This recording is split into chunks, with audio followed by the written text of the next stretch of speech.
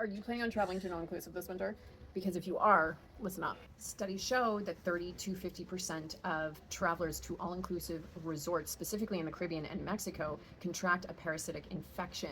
30% of those travelers have asymptomatic symptoms. I actually think that that percentage is much higher because the majority of people who contract a parasite go to their doctors, and their doctors typically are telling them that it's something else gut related. There's a common misconception that you can only get a parasite if you're swimming in murky river water. That is not the case. Many people are contracting parasites from the all-inclusive resorts, from the salad buffets and the ice cubes, as well as when they're brushing their teeth with the tap water. This food sits out in these buffets for hours in the heat. They may be cooled underneath, but still, you got swarms of flies that are constantly landing on all of the fruits, on all of the meats, and they're laying their eggs.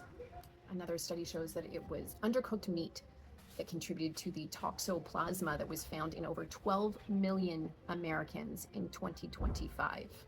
I actually contracted a horrific parasite infection from an all-inclusive resort in Mexico. I ate at the sushi restaurant and I didn't even have the raw fish, but what had likely happened was cross-contamination. The knife that cut that raw fish cut my cucumber roll. Hookworms on the beach through your feet. These are found from animal feces of all sorts. When we go to an all-inclusive resort, there's often stray animals that roam the beaches at night, but there's also birds and other wild animals that contribute to the feces buildup.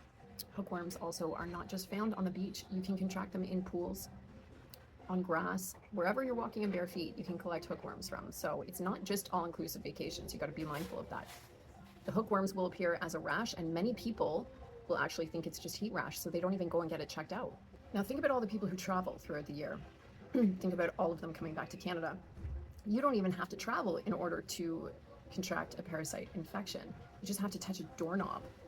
That's how you can easily contract parasites. So ultimately, what we have to do is parasite cleanse at least once per year, ideally seasonally, because this is a massive underdiagnosed issue that is happening in our country and throughout the world, and it's contributing to chronic illness. While we're on vacation in Mexico, we take the Halo Paradicate every single day. We take one dropper. This is important because this formula can help to make our bodies a state where parasites cannot thrive in.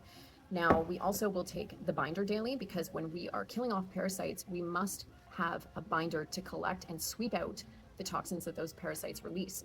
We're also taking the heavy metal detox. Now, all of this we will continue to take when we get back. We will do a full 10-day cleanse on the full moon when we return home, just to make sure that whatever we picked up along our travels doesn't stay in our system.